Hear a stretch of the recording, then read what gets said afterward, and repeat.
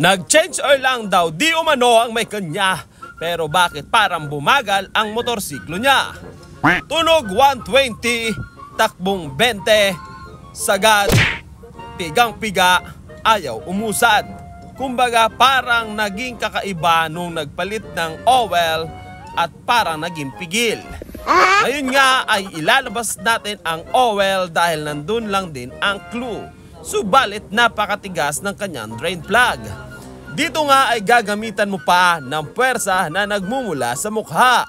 Paglabas ng oil, confirm, bago ngang change oil.